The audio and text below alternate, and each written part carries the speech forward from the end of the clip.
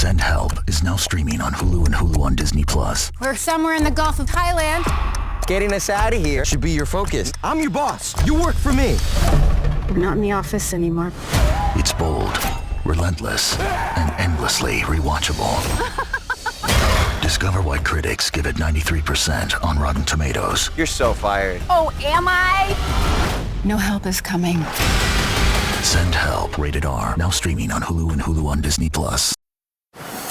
Ready to soundtrack your summer? With Red Bull Summer All Day Play, you choose a playlist that fits your summer vibe the best. Are you a festival fanatic, a deep-end DJ, a road dog, or a trail mixer? Just add a song to your chosen playlist and put your summer on track. Red Bull Summer All Day Play. Red Bull gives you wings. Visit redbull.com/brightsummer to learn more. See you this summer. This episode is brought to you by Welch's Fruit Snacks.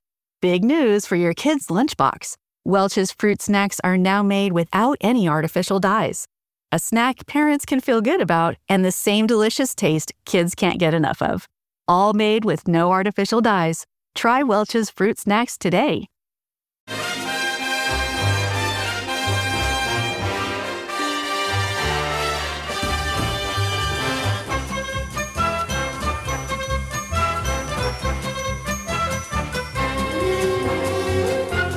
Welcome to Haway The Podcast for the second part of our Q&A. Yesterday we covered an awful lot of ground with team selection, ends all affair, second strikers and all sorts of stuff, didn't we? And we've got a whole other load of juicy topics that you've kindly sent us in to tackle.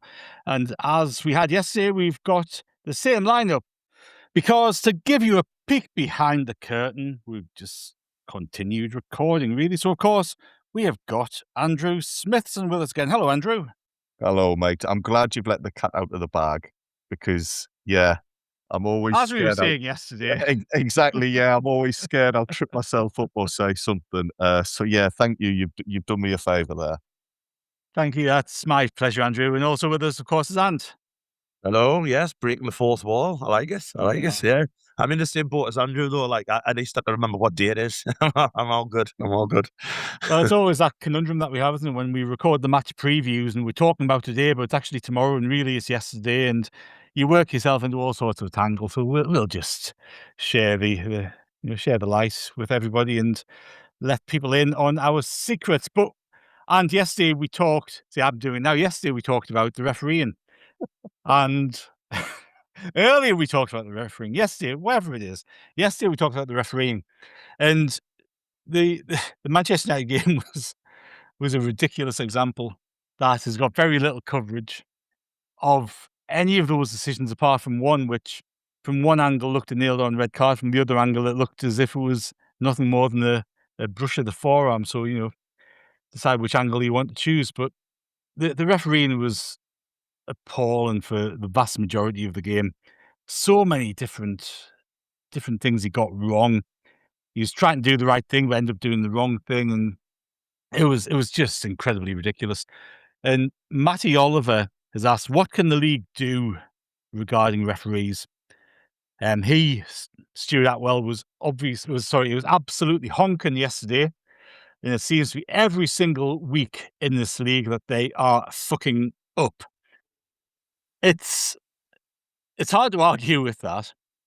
And it's hard to defend the refereeing performances when you see such inconsistency, even in the same game. We said in the previous Q&A episode that we did, there was times in the Man U game where the referee was trying to play an advantage for us. We blatantly did not have any advantage at all. And you just let the game continue. There was a point very early on that Manchester United got fouled. He played on, and Manchester United just stopped and pretty much demanded the free kick. And you go, all right, if you want that, I'll give you that. It's a huge question, isn't it? Look, we could do a whole episode on refereeing and VAR, which we've got a question about VAR as well coming up. But the standard of refereeing is awful. The standard of refereeing is absolutely diabolical. And we went down to League One, and you go, God, these League One referees are awful. And you go to the Championship expecting them to be better, and they're not much better in the Championship. You go, Get the Premier League, the referees will be better there. They're probably worse in a lot of respects. Like, what do you do? Make them better, I suppose. But how to make them better? I'm always of the opinion there's a reason why we've only got like the take, like obviously a lot. You see who's going to the World Cup, and I think they're like, because the referees work as teams now. So like it's normally you have the referee, and then he always has the same two linesmen, this, that, and the other. And they're like, I think they changed the fourth official around here, there, and stuff. But we only have like two. It's classes elite level referee teams, which is Team Oliver, with Michael Oliver and his team, which we can't have as a referee because he's a Newcastle fan. So, we can't have him. Even though I think, taking these allegiances aside, I think he's an excellent referee. And Anthony Taylor, who I think is the best referee in the country. And every time we've had him, I think he's been brilliant. He refereed the Newcastle game away, did a fantastic job. Did a really, really good job. Knew it was a derby. Let like a few of the tackles, go, everything like that. Played, really, really good. So I think we have got some good referees, but we've also got some very, very bad ones. And the referee that we had on Saturday, you go back a few years ago, let a goal stand that never even went in. Stuart Atwell, the name rings a bell. I remember we had him down at Leeds away, and he was the same then. He was giving Leeds everything, and we got a penalty, but he would very begrudgingly give it. Like, he had to go up he had to go to the monitor, so he was basically told it's a penalty, because when they go up the monitor, they very, very rarely change their minds. And he was like, "Oh, yeah, after review, blah." But you even heard in his voice that he was devastated that he had to get it. But you look at that on Saturday, and I will kind of miss out what else I want to say, because we're going to talk about VAR later on. But you look at that on Saturday, and anyone dare to challenge me that there isn't a big club bias in this league. Like, because some of them decisions I thought were borderline on cheating by the referee. Like, he could have had a Manchester United top on him for all decisions he was given. I mean, we discussed it in the last pod. We had the Ahmad handball, which fair enough did go to VAR. And, they checked it, it went on the telly, but the check was quite quick when you consider what happened. And, but you've seen them given this season. I think it would have been harsh because it hits his knee first onto his hand, but his hand's still in an unnatural position. So you've seen them given, if that was Champions League, that'd have been given as handball. You saw the Luke Shaw, where Luke Shaw is basically wrestling Brian Brobby. Brobby has, the Brobby has the kind of guts to fight back, and gets a free kick given against him, which was all day long a penalty. Brobby then maybe before him, Brobby runs into the box off Martinez, gets a forearm to the face, his ear pulled back. And we've had a lad sent off last week for daring to fondle somebody's hair. You know what I mean? It's just that's what I don't understand. That's why fans across the country are fed up with it, because it's consistency. When you see that last week where, like Ballards, if that's the rules, and again, if that's the rules, that's what I said last week, but the rule needs looking at. But you can't tell me that Martinez one is allowed on a football pitch, where he basically puts his arm out to stop him and catches Bobby in the face. Like, it's a red card and a 3-game ban because it's violent conduct. Didn't even go to VAR, unless VAR quickly checked it, and didn't even make any of the mainstream media or anything like that of should that have been a penalty. For me, it was an absolute stonewall penalty. But as you said, he was getting advantages wrong. He was given advantages when it wasn't given advantages. Sorry, when we were going backwards with the ball. And as you said, every time Matheus Cunha went down, he was getting a free kick. Every time Bruno Fernandes, when the referee's here, they were getting something. And yeah, you look at the Angulo one. Should Angulo have been sent off? When you look at from that first angle, you think he's got away with it. But I mean, Bruno Fernandes goes down holding about 7 different parts of his face. So I don't think it was that big of a hit. But you see that as well, where players to get momentum are putting their arms up to try and shield the ball, and they catch them in the face. Look, if that was on one of our players, would I have thought that was a red card? Probably. So what I say, if you ask me again, should Angulo have been sent off? Yeah, probably. But, that is what it is. It just summed up how bad of a game he had. He just couldn't get anything right. And Man United fans had the gall to say Well, he was shy for us. Like, I think he kept us in the game, to be totally honest with you, but never mind.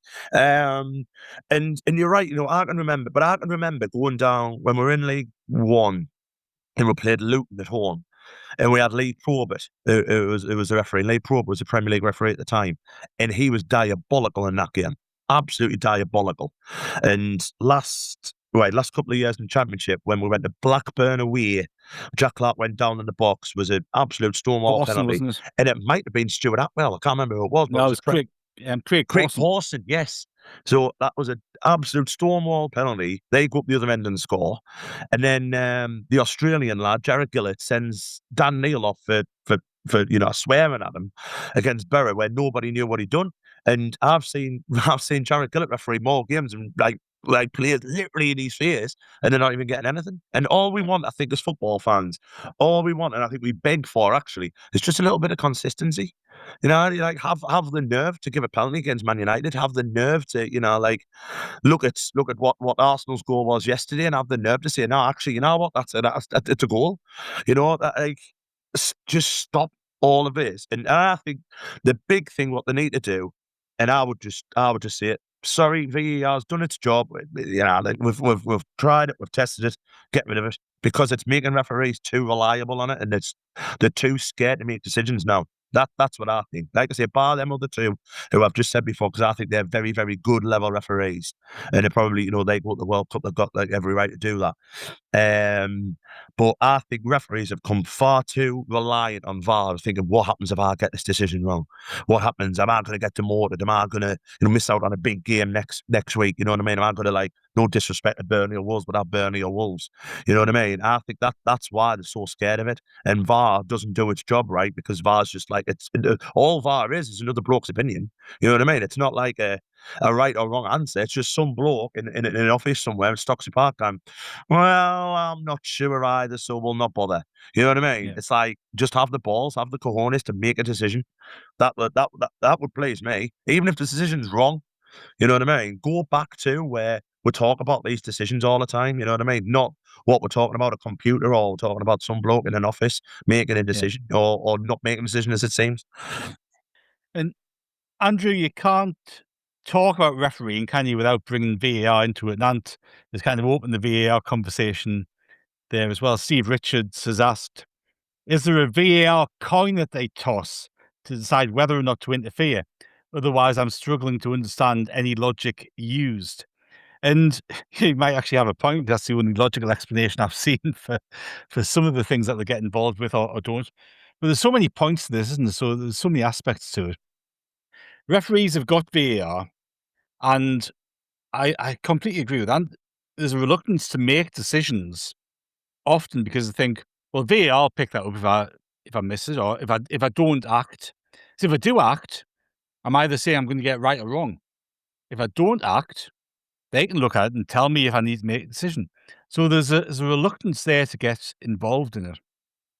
The fact that you've got VAR changes fundamentally the way that referees and assistant referees operate, because they don't make decisions, they let play go on, they don't flag. Although I tell you what, there was one Saturday where Talby was clean through in the first half on the left-hand side. The linesman gave a flag for offside, and it wasn't close to being offside. So they're told as well to keep the flag down. Yeah, so he decided, I'll put my flag up on this occasion, which, again, it just shows the inconsistency. You've got this. I always think it's incredible. You've got Howard Webb, who I thought was an awful referee, as head of referees. So, that sets the standard to some extent. But you've got then incidents like the West Ham Arsenal game, where West Ham score a goal in the last minute to equalise. That could feasibly change the destination of the league championship. It could determine which division West Ham are playing next season. And you can stop the video and scrutinise that and see the goalkeeper having his shirt pulled. And you're okay. If that's the only thing that's happening in that box, that's a foul. But you completely ignore the foul on... There was 2 West Ham players getting fouled before the goalkeeper's shirt gets pulled. So you go, well, actually, in chronological order, what happens first? That should be a penalty. It's so subjective. And you're using VAR to give another, as Ant says, somebody else sat there watching another person's opinion on subjective events. They're not clean cut. They're not categoric. We saw it on Saturday, didn't we? There was the ones that we mentioned, Robbie getting hauled over by Luke Shaw, and we end up conceding a free kick. Robbie getting punched in the face, not getting anything.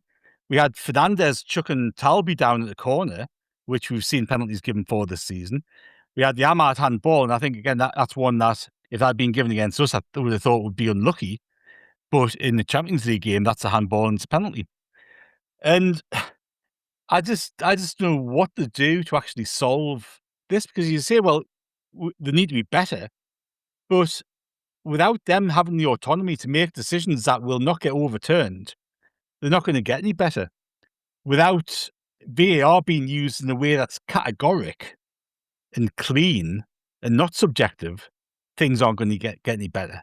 So it's such a bloody minefield to try to pick through, isn't it? It's a mess. The handball incident there, where you've said, oh, if that was in the Champions League, that would be a penalty. Well, why are we now in a situation where decisions differ from competition to competition? One of the beauties of football is meant to be that the game you play on your local field in a Sunday League team is virtually the same to the game you play in the professional leagues. So I don't like that for a start. I am tempted to say that the referee was good on Saturday just to see Ant's head fall off, because I could well understand his frustration. It's so galling, and you know something's up when on Match of the Day on Sunday night they had to bring an extra chair into the studio for Darren Cam to come in and talk everybody through the West Ham Arsenal incident at the end there. It the whole thing just feels clunky and I don't know. I mean, the Man U game was a full-blooded affair, and it is a difficult job as a referee. I fully understand that. But to have that thing, that earpiece, and somebody constantly undermining your decisions and belittling things, I think does have an impact on how you referee the game. We've said before, Martin, is it better to maybe adapt the way they do things in rugby league, where it's the referee that says to the match officials, can you look at this incident? I didn't get a good view at it. Can you just give me a bit of guidance, rather than it coming the other way around? I don't know. Even that on its own wouldn't improve matters. I think lots of things need to change. Players don't help the officials either. I mean, if I was that referee, I would have let Angulo 2-foot Fernandez, because he spent all day working his ticket. He was just such a pain in the backside. So, there's lots of things need to change, because it is spoiling the game. It is ruining what should be an entertainment. And I know I've said this before. I was fearful of VAR when it was brought in. I didn't think the way it was being brought in was right, and that's come to pass. I mean, clear and obvious is just a joke now. Because it's not, is it? It's yeah, anything that can stick the nose in spot to take some joy out of the occasion. Well, exactly, and it goes back to the original question. It's like, are they flipping a coin? Because it's sometimes it is clear and obvious, and sometimes it's not. And the punch. I mean, a punch was thrown at Brian Brobby in the penalty box, and nothing came of it. So, but even that phrase, right? Even that phrase, clear and obvious, is subjective, because there's no guidelines in terms of what is clear and obvious. Yeah, true. Yeah, is it? So, you looked at that game yesterday. Subjective.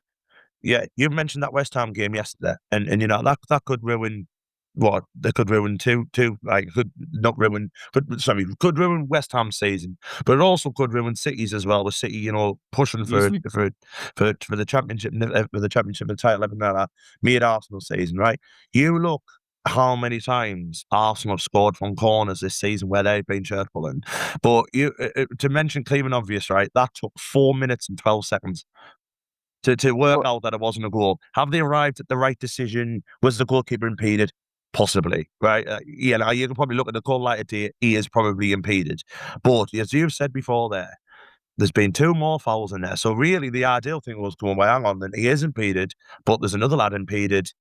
The West Ham lad impeded getting his shirt put. I think it was Trossard pulling one of the West Ham shirts. So what we're going to do is we're going to just allow the goal, but we're going to award West Ham a penalty because there is a foul in the build-up. The only thing they've looked at, the only thing VAR's looking at there is there a foul on the goalkeeper? So they're ignoring everything else. And what I can't understand is, how does clear and obvious take 4 minutes and 12 seconds? Yeah. Well, It doesn't, does it? It does takes it? 12 defies seconds. logic. You know what I mean? Yeah. 12 to 30 seconds, like, and you see it, and this is why I get really annoyed with VAR in this country. You watch in the Euros and the World Cup where they use it, and it's used well, and you're like, oh, like, you know, like, that's a good decision. I think there was a one on Griezmann a few years ago now where it was like they'd missed a penalty and it got given, but it took about 30 seconds. They went 30 seconds, they looked at it and went, ref, you need to go to the monitor. Ref went to the monitor, went, yeah, that's a penalty. Maybe took about a minute and a half in total. You know what I mean? It would have took about 6 minutes over here. And that's why I think fans are getting so fed up with it that because they're probably not arriving at the right decision all the time, because we're talking about consistency and that's all we want. But B, the amount of time it's taken. And I think they did it with Ballard though, didn't they, Andrew? A couple of weeks ago when we played Forest. Now I probably wouldn't be head and the tail of a result. But we were waiting a long time for that to be given. A long time. How was that clear and obvious? the time it takes is a serious issue because it's really impacting the flow of the games. And I wonder if 1 or 2 players, because of the standing round, are going to end up getting strains and pulls because, you know, the game's just stopped dead for a few minutes. So, yeah, the timing of things needs to be improved, and it needs to be, well, if you can't work it out after a few quick replays, we move on. I mentioned earlier on Match of the Day, they had Darren Cam on, who is apparently some sort of advisor to Match of the Day, doesn't normally come on screen. He tried to explain a couple of reasons behind the officials' thinking. But what got me with that is, why aren't those things well publicized then? Why aren't fans being told, oh, well, the reason this wasn't viewed was because of this reason, or the referee is only allowed to look at incidents where the ball is landed. There was all these little things that we need to be told. If VAR are only allowed to look at these things, well, bloody well, let us know that. So again, the communication, the timing of things. Another thing that does my head in is when they review things and then they say a few weeks later, oh, well, so-and-so should have been sent off. I think they came back a few weeks later and said Luke O'Nien should have given away a penalty against Leeds. Yeah. And there was another one that impacted. Was it Robbie on Romero, wasn't there? Yeah. Yeah. But all that one, I didn't actually agree with their opinions. And I just thought, well, all that is just some other people giving their opinion. And the Brobby one, it was the I can't remember what they call themselves, but it's the committee. Yeah. And the Brobby one, PGMOL, isn't it? PGMOL, isn't it? That's what they call them. but it said 3. So yeah, the committee thought that Brobby should have been sent off 3-2. So out of a committee of 5 people, 3 people thought he should have been sent off, 2 people thought he shouldn't. Now, surely all 5 should have to agree that a mistake's been made to publicise this. Otherwise, it's just another opinion from people who can't agree. Why release that? Because all you've done is undermine the referee in that moment. And there's a point there. It does show that in some instances, it's impossible to reach consistency because it's personal opinion, but at least give the refs the chance to make the right decision. Give them the tools. Or if you're going to have VAR reffing everything from a screen hundreds of miles away, just tell the ref, oh, don't bother. Once you flip the coin at the start of the game, you can walk off the pitch, son, and Yeah. we'll do it. Well, it's so convoluted now, and the time it takes is just one problem with it. Because when you're little, you could react to, and obviously we've had it up until recently, haven't we? You can react to what was happening on the field because the referee will give the goal. You check. My dad always taught us check the linesman not flagging first. If the linesman goes flag up, celebrate, because there's a few times I got caught out by that when I was a kid.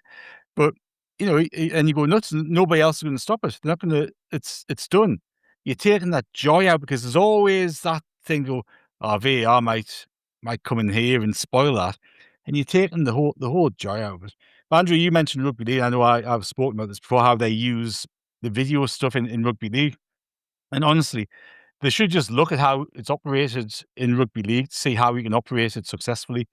The communication's brilliant because everyone in the ground and on TV can hear the VAR people talking, so you can understand where the decision is. There's a situation where if they can't see conclusively pretty quickly that an error's been made, the on-field decision is what you go with, and whatever decision the referee's made, if it can't be viewed as being really clearly a mistake, you go with the on-field decision. Each team has a challenge. So anything that's not picked up, and they're not scrutinising everything, they're only scrutinising big like goals, tries, but you've got a challenge. If you waste that challenge, that's up to you. Yeah. If it's successful, you get to keep that challenge. So you only challenge things that as a player, as a team, that the referee's got wrong. Yeah. Yeah. Unless you get in the last 10 minutes and people chance their arm, which is another you issue. see the cricket when people are out LBW or caught behind, and you've got like 15-second window to make the challenge. Yeah. To do the challenge, if if it's a stupid if it's a stupid challenge, where it's like, everything's like, no, you're not out, he's missed it or whatever, or, it's going down leg side from LBW, you lose that challenge. And you only get, I think it's 3 per innings. So it's like, so it's, you can't just throw them away. And for me, as a kind of a light-hearted humour thing, I think what every league club needs to, do with this mess in VAR. Remember, the Championship have voted this down. The Championship don't want it, which goes to show how good it's doing. But I think every Premier League club for next season needs to install a countdown clock, right? And that's how long they've got to make the fucking decision. Because then, and then when it goes, right, fuck off and playing on. You know what I mean? Well, they should, because it stands to logic and stands to reason, right? If you cannot look at a replay and decide within 30 seconds that the referee has got wrong, by definition, that's not clear and obvious. Exactly.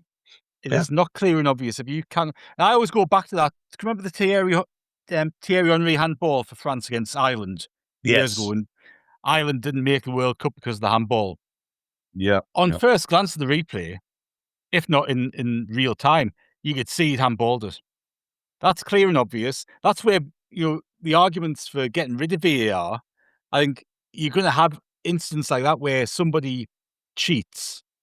The Maradona handball against England in '86, another example of where if VAR had been in, you prevent something like that happening.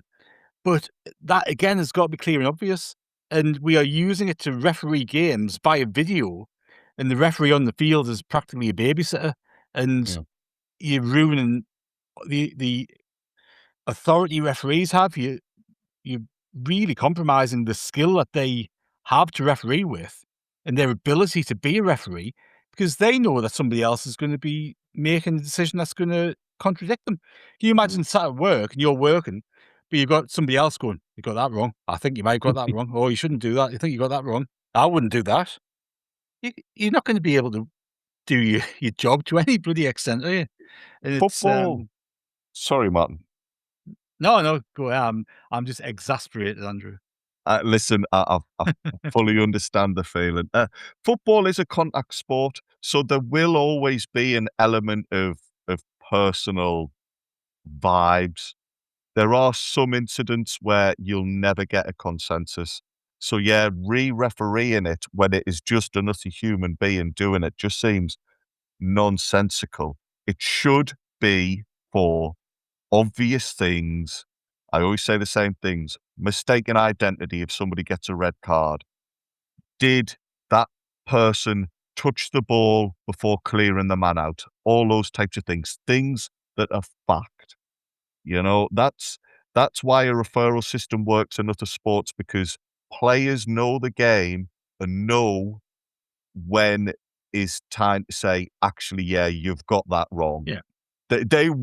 Players wouldn't be appealing for a free kick in the middle of the pitch that was a 50-50. They just wouldn't. No. If No, the no. players had half of his knee blown out because the guy's gone over the ball, then that becomes a referral.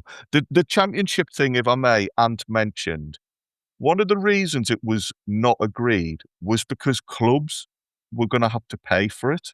Yes. Now, what's Yeah. that about? Why are the authorities, like, it just doesn't make sense. If the authorities think that this is going to improve the game and improve the spectacle for players and for fans alike, they should be footing the bill. But I was really disappointed that didn't go through, because that wasn't going to be like VAR as we know it. It was going to be, I believe, a referral system. And I would have loved to have seen that, because I think that is the best avenue we can go down with this. So that was just, it was a farce. If people are going to have video refereeing of some description, surely the powers that be need to foot the bill for that. Oh, that's ridiculous, isn't it? But it would be really interesting to see how that worked out.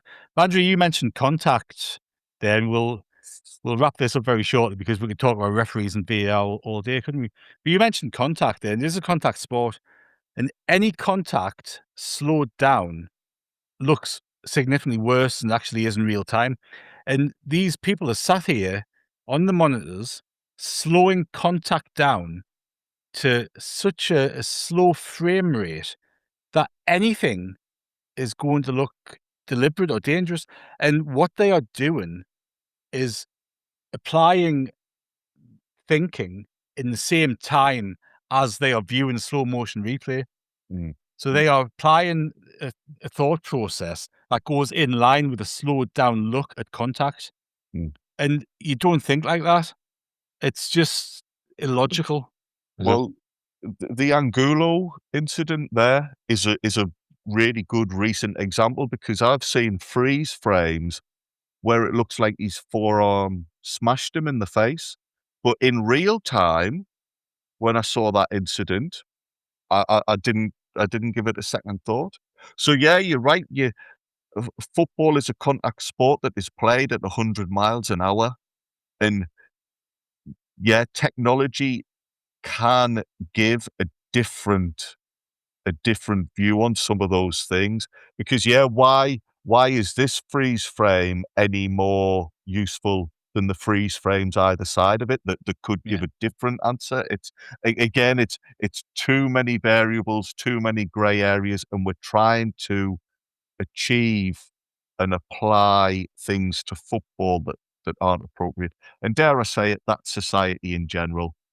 There's no nuance. There's no nuance now, is there? There's either you're right or you're wrong. No. Aye. You're going back to the political question from yesterday, aren't you? Yes. Before we get leave too that one. far involved in that, we're going to take a very short break. We'll be back soon. You don't wash your jersey during a win streak. You don't switch seats when your team's up big. And you definitely don't shave during the playoffs. When things are working, you don't change them. That's why when you drink Jägermeister, you drink it ice cold. Anything else? Well, that'd just be bad luck. Drink it cold or don't drink it at all. Jägermeister. Damn, that's cold. Drink responsibly. Jägermeister liqueur, 35% alcohol by volume. Imported by Mast Jägermeister, U.S. White Plains, New York. You tell yourself no one wants your college-era band tees. But on Depop, people are searching for exactly what you've got. You once paid a small fortune for them at merch stands. Now, A teenager who calls them vintage will offer that same small fortune back. Sell them easily on Depop. Just snap a few photos and we'll take care of the rest. Who knew your questionable music taste would be a money-making machine? Your style can make you cash. Start selling on Depop, where taste recognizes taste. Welcome back to Haway The Podcast for the second part of today's Q&A episode. And we have covered off refereeing and VAR in the first half, and we're going to move on to other things around the club. And there was some stories emerging last week about the club potentially being up for sale, and I think the club very quickly denied it to some extent. But Cliffy D on X has said the ownership haven't denied the club is up for sale. Surely not, question mark. And I think they didn't deny it was up for sale. They said plans were in place for next season, which I think is obviously slightly different. And on email, Mark has said, what do you make of the news that the owners are open to selling the club? In the article, they don't deny it, but state they have been aggressive in pushing on for next year. So thank you to both of you, Cliffy D and Mark, for those questions. But it's interesting that it's emerged at this stage of the season. You know, the suspicious part of your brain then factors in David Bruce's departure and the fact that you've got an interim CEO running the day-to-day.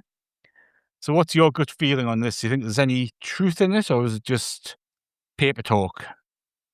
I always think that if you're in business, which obviously Kirill's in, a businessman and everything like that, I think everything's for sale. You know what I mean? If the right offer comes along, he's going to sell it. You know what I mean? And so it doesn't worry us at all. It doesn't really surprise us that there is rumours, considering how well we've done in the last couple of years, and like we've become an attractive brand again, which I think is excellent. I think it's kind of I don't want change. I'm happy, doing as we are. The only thing I would mind them buying Monsatori's shares out. But he's very close to Haway Dreyfus, so I don't know if that'll happen. I don't want to be political, so I'm not going to be. But just a certain someone was invited to the Stadium Light earlier on this season, who should be nowhere near it. But I think, like I say, I think in business, and if you ask, any astute businessman, who's running a successful company, if the right offer comes along, is he going to sell it? You make him a very rich person. He's going to say yes. So, the only thing I agree with you is, the only thing like I say that I agree with is the timing of it. I think the timing is quite strange, especially, like we've just announced, season ticket renewals. We've just done a lot of work on the Stadium of Light. Legends Way is just being, announced. The Welcome to Sunderland stuff's just gone on. So it looks as if that they are, looking to, still put their money in to make the stadium a better place to come to. And as I said before, that they're aggressively looking at next season. Now that could be they're aggressively looking at selling, I suppose. But I think along the lines that they're looking at what they're going to be planning on next season, who they're going to be bringing in, what's going to happen behind the scenes, who's full-time replacing David Bruce. Are they going to replace any of the internal positions that are in there? I read that through more. Yeah, and like I say, as long as if we are getting sold, if the right offer has come along, just as long as they're not, a Middle Eastern country who, have no women's rights or anything like that, then so be it. It is what it is. Andrew, your thoughts on this, because there's part of you that looks at it from a removed point of view, right? And you go, well, Haway Dreyfus is a young fella. He's taken a League One club up to the Premier League, done a fantastic job in that period of time. The next bit, I actually think, is probably going to be even harder to do, to really establish us as a Premier League club, to get us into Europe. Giusolfi was talking about winning the bloody league, wasn't he, on TV a week or two ago? So if that's the ambition, that's another huge project. And, he's only young. He's got plenty of time to do that. I do suspect that he will ultimately want to own Marseille one day, which I think will be the thing that he's almost getting himself ready to do. Who knows if that timing-wise impacts what happens at Sunderland or whatever, but it's going to be an interesting one to watch and just keep an eye on developments, isn't it? Because as Ant said, if in business, if a good offer comes along, he doesn't need any more money by the fact that he's he's pretty well off by all accounts, but he doesn't need to cash in for financial sake, but it would be a tempting thing to do if a big offer came in and with a group that could potentially take us on to that next level. But it's a concern for me when you've got such stability, relatively speaking, compared to what we'd had for the previous, 15, 20 years, or 15 years certainly, to then kind of upset the apple cart, really. I can see why you'd be concerned. I think, though, that we almost have to see it a bit like the transfers of players and things like that. The fact that Sunderland could potentially have interested parties is just a good thing. You need to try and see it like that, because otherwise this would be quite a depressing story, I think. It's nicer to think that people are interested in us now rather than some of the tire kickers we used to have in the past, like good old Billy Story and that.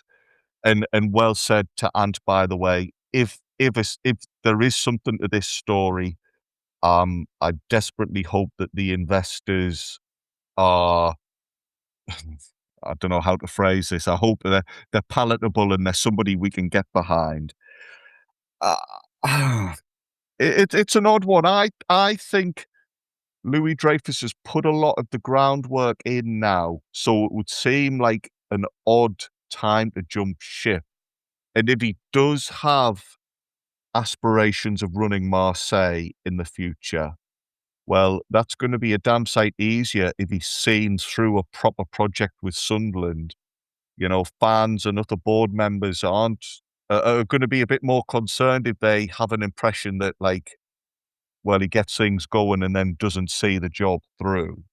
So it's perhaps in his interests to stick at Sunderland for the time being and enjoy the fruits of his earlier labours and sees a lot of the foundations he put into place, see them paying off. I liked when you said, Martin, he's only young, because I think 10 years of supporting Sunderland puts about 20 to 25 years on the body clock. He might be looking himself in the mirror and spotting a few grey hairs and thinking, "Oh, time for me to move on." Yeah, you learn to live with speculation when you support a football club, but I do hope that this is just paper talk, because I think we've got a lot more to achieve.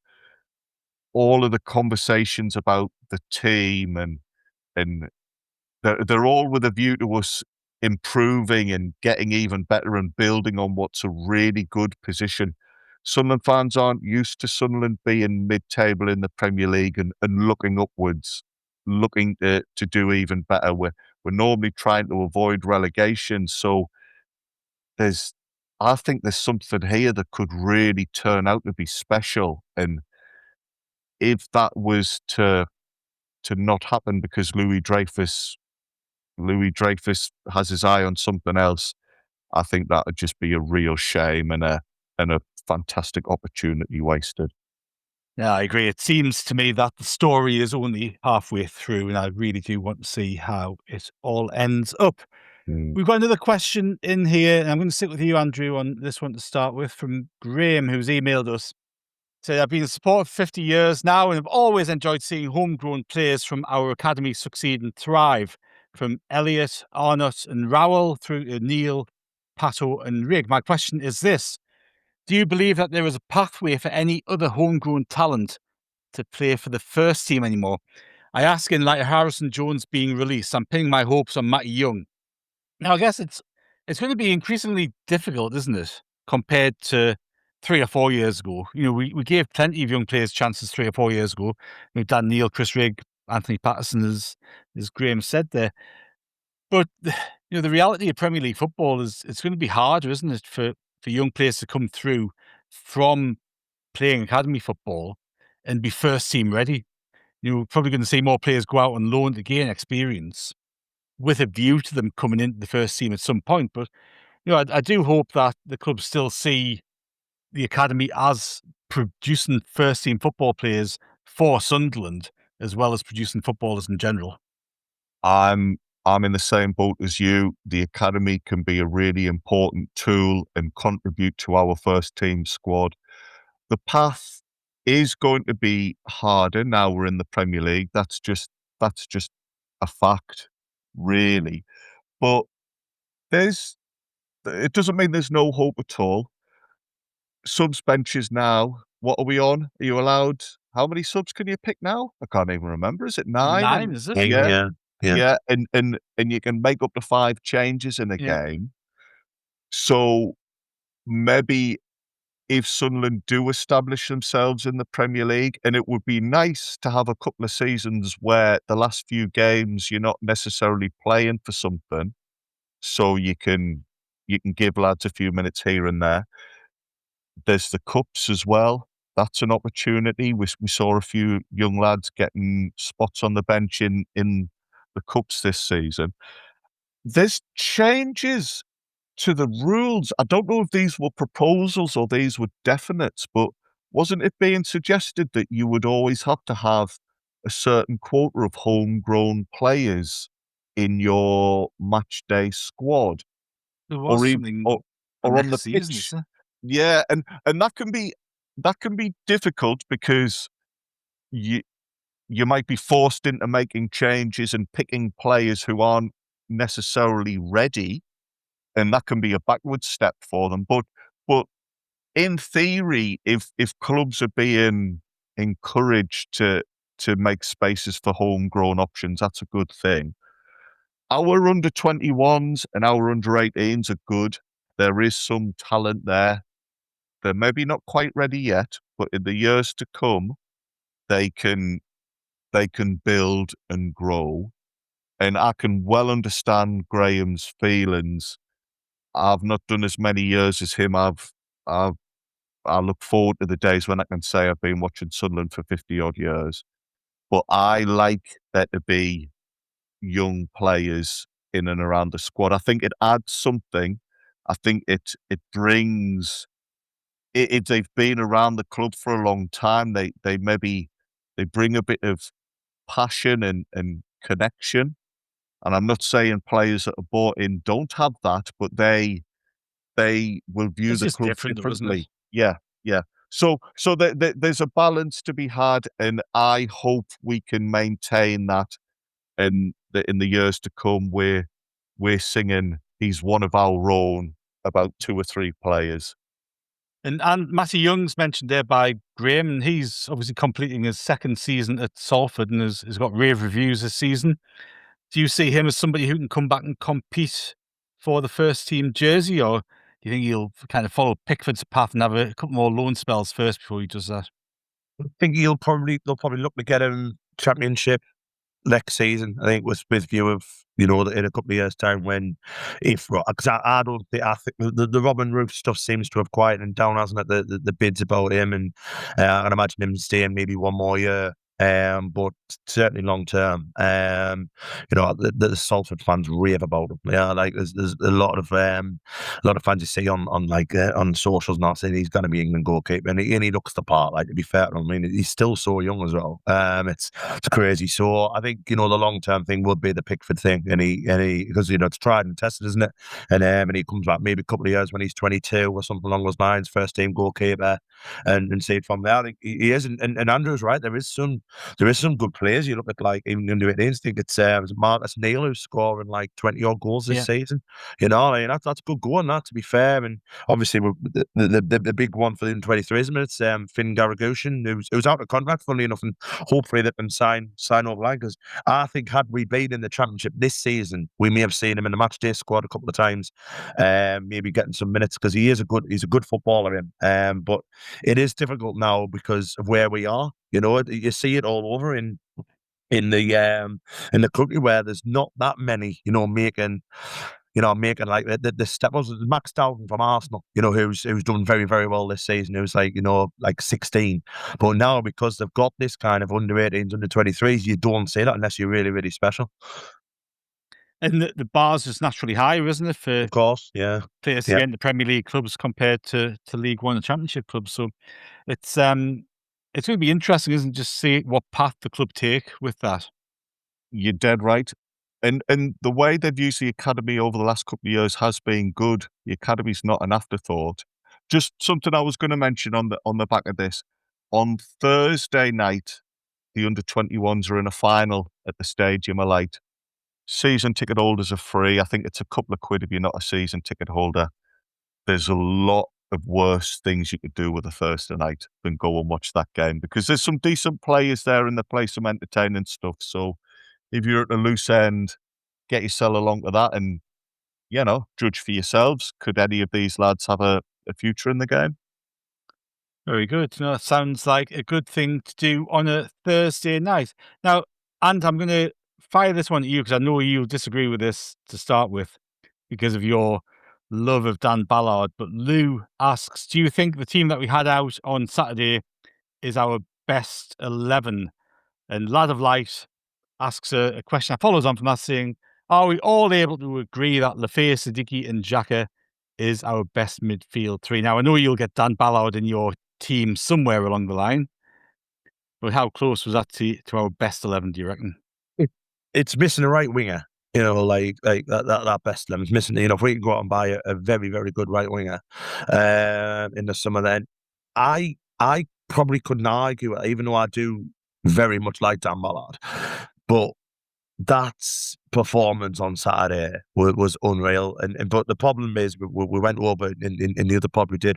We went over, do we think Gatroud is going to sign? And I'm still not sure on it. You know what I mean? We're not sure on that. But if you'd, I agree with about the midfield three. That is our best three, and that's leaving Diarra on the bench, I'm afraid, for the time being. And even though he's our record signing, but I think the Siddiqui, Xhaka, and Lafayette give us more, because when we've got Lafayette in that 10, he's just a better player to have in the 10 than Diarra is currently.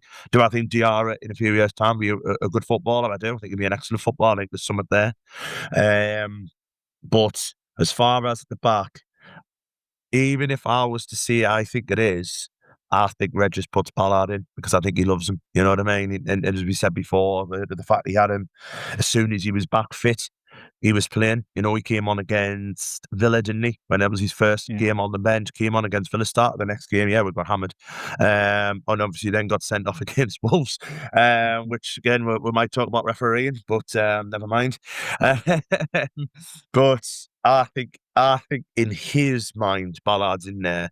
But I can certainly see the argument of if Hertrauder does stay, then certainly in games where we're going to be looking to attack, to have Mukiele as that roamer in midfield, in defence, who can roam forward, because he did that a lot. He did that very, very well on Saturday. So it's horses for courses. We said before, as Johnny said, I'll go back to what Johnny said. We probably don't have a best 11. It's just, we've got good footballers who can play in a lot of different positions.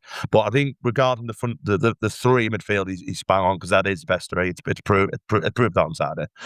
I think it's the best and strongest three from the players that we have available, certainly. I think they balance each other so nicely as well. Andrew Ann mentioned there about the need to get a right winger.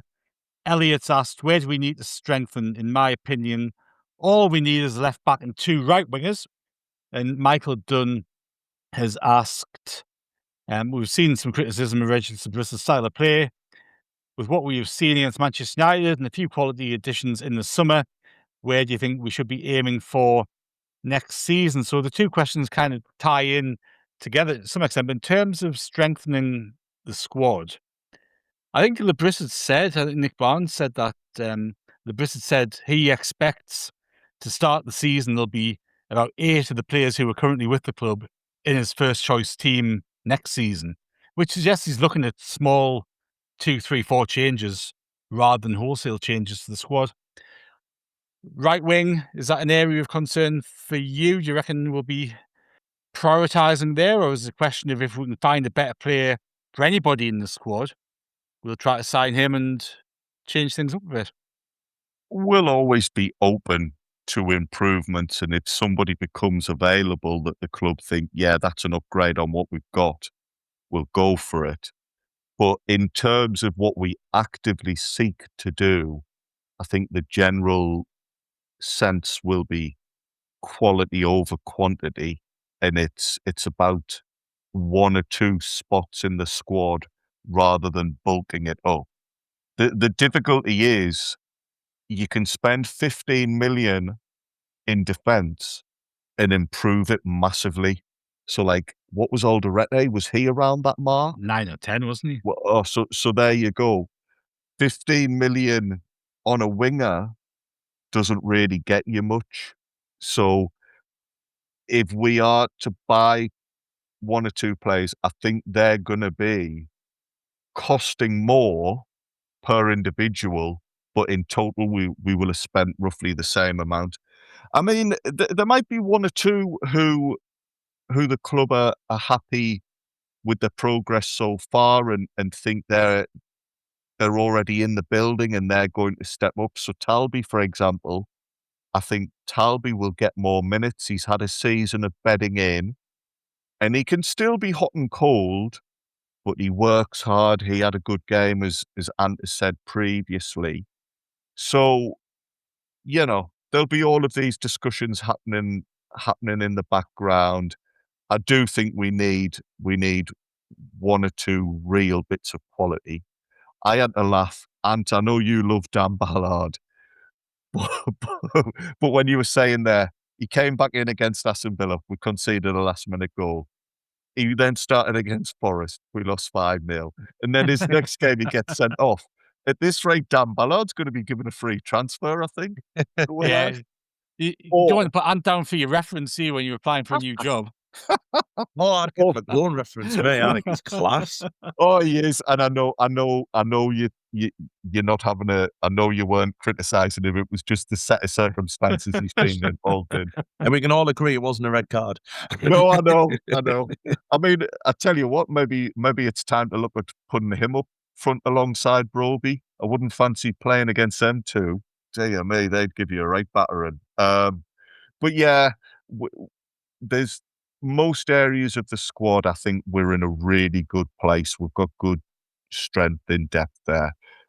We'll have to see what happens with Truder and outgoings, because all of these plans could alter in an instant if somebody comes in with a phenomenal bid and a player fancies their chances moving elsewhere. But yeah, we're in a healthy position. And this is a position I always wanted us to be in the last time we were in the Premier League. It's not healthy when there's a constant churn of players. It's better to be where we are now and just looking at one or two really well-considered, perhaps expensive, but really well-considered, well-scouted players to just add to what we've already got. That leads us very nicely on to a question from Roy of the Rokers, who says, you can each sign one player for next season. Realistically, not like Haaland or anybody. Who is it and why? And you have to sell one of the current first-team squad to make room in the squad. Again, who and why? So I'm going to come to you, Ant, because you just exclaimed, Jesus Christ, when you heard I've got one who I want to buy, and I do think it's realistic as well.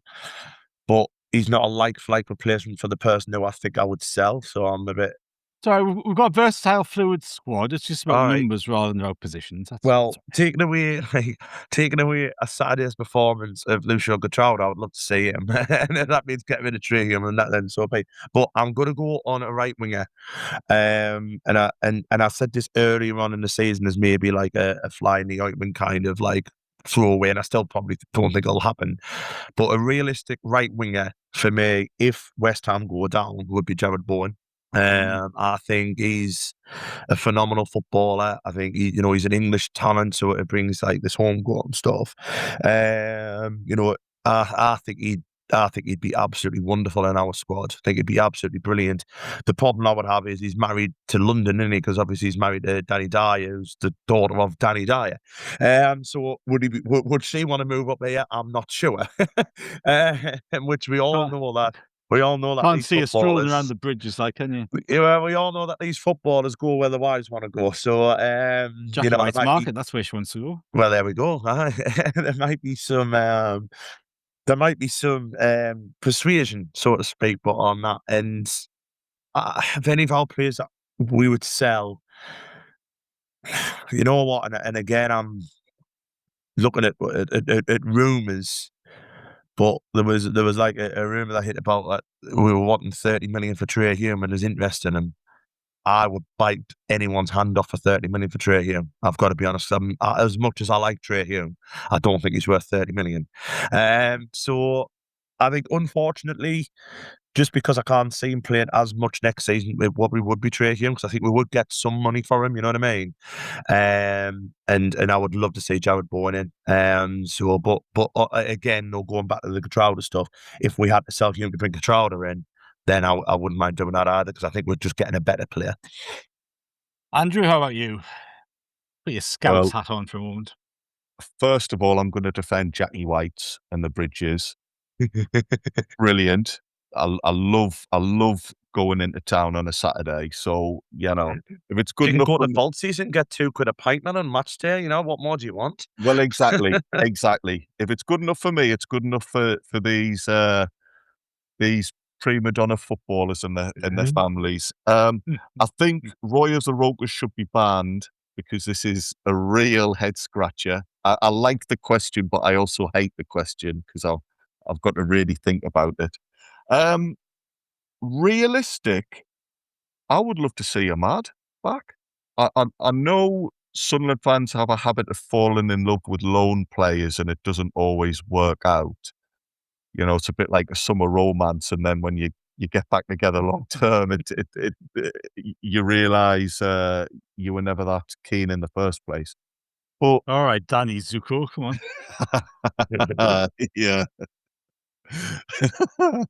Don't worry, I'm not going to break out into Grease Lightning or anything. I think you should. yeah, maybe. I don't think he would be too unrealistic. I know Man United have got Champions League, but they need to do a lot of restructuring with their squad. So he might be one they're looking to move on. And we should be able to back ourselves and be aiming for that level of player. He liked being at Sunderland, so we maybe would be in front of the queue. And if we did get him in, I think he would improve the team. I think he'd be a really good option. He's not the finished article yet, but it would be lovely to see him reach his potential with us. As for selling, that's this is why I want him banned, because that's a really tough question. That I might cheat. I might cheat and say Wilson Isidore, because there's already been rumours with him. And he's already been linked away, and he's not had too many minutes. So if I can get away with saying that, I'll leave it there, I think. I was going to chuck my couple in. I'm not sure if this is realistic or not, but I'd like to think it would be. I really like the look of that Junior Krupi at Bournemouth. Yeah, he's a good player. And he played under Lebris at Lorient. So I think there's potential there where you could actually get him out of there. Obviously, they're changing the manager at the end of the season as well, so there might be some disruption there.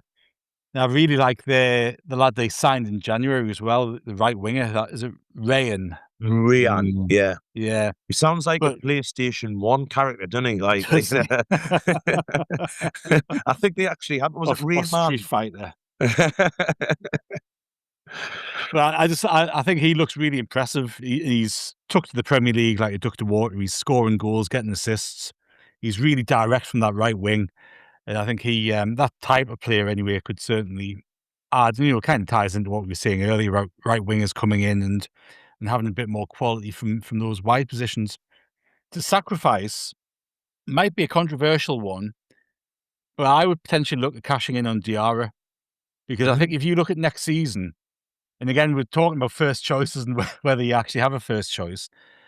But I reckon you're going to want Xhaka in midfield or somebody of a similar level of ability, similar position to Xhaka, which are going to be hard to come by. But you're going to want somebody who can back up Xhaka in that midfield, because we saw when he was out how tough that was. And I don't think that player is currently in our squad. Lafayette's got to play centrally. If Siddiqui stays, he's got to play centrally. So where does Diarra fit into that? He's not going to be content with sitting on the bench. So his stock will still be high from his time at Strasbourg. His African Cup of Nations win, or not win as it turned out. And, I think there's still potential to you get your money back on him probably, and maybe cash in on him, because we paid an awful lot for him. And in terms of your profit and loss and whether the new thing is for sustainability and all that sort of stuff, you'll be wanting to bring in some money to spend more. So I think that cash could maybe be reinvested somewhere else, but I will most likely be wrong, and Habib Diarra will be our player of the season next year. So there you go. We have got a couple of questions to finish up on, and this is a really interesting one. I love this sort of stuff.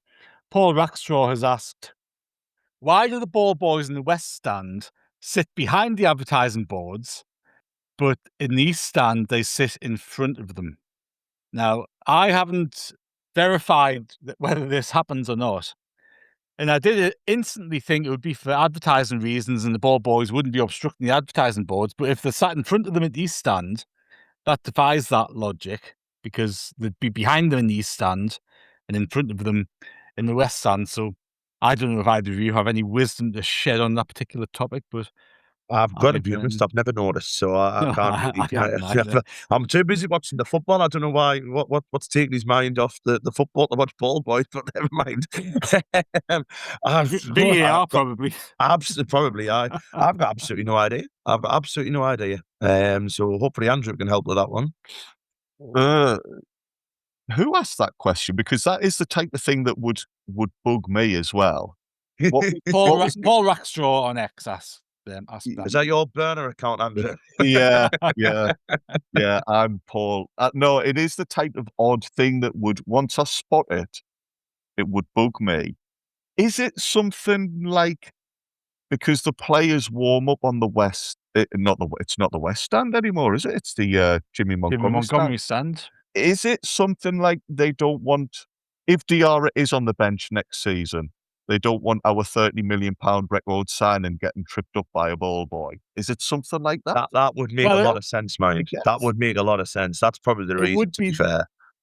It would be that for half of the pitch, wouldn't it? Yeah. But I guess you've got the linesman on the other side. Maybe it's actually the behind there where the linesman is as well. Who knows? We're all going to be watching out for it next game, aren't we? Yeah. We're all going to be watching out for where the ball boys are. Because I know you're not allowed your subs. The subs aren't allowed to run down where the linesman is. The subs aren't allowed to run that side anymore. Because when I was at one of the last games, they went to warm up where we were at, where it was like an away game, and they literally got told, "No, you've got to run the other way." So I know that's, but I think what Andrew's saying makes a lot of sense there with the players warming up. The last thing you want for them, because they do a lot, like quite a lot of running, like quite vigorous warm ups now, don't they? You see, and maybe it's safety issue. They might fall over one of the ball boys and injure a ball boy or something along those lines. I think that's probably the most feasible answer that we're going to get. That would make a lot of sense. That makes a lot of sense to me. To finish us off for today's Q&A, we've got a question that came in on email from Derek. I want a one-word considered answer, or maybe 2 words or 3 words, but a short answer from both of you. So Derek said, as we take our seats for the final match of the season against Chelsea, it will be exactly 12 months to the day and almost to the minute since we took our seats at Wembley 1-0 down at half-time. What a year. What has been your standout moment in that 12-month period?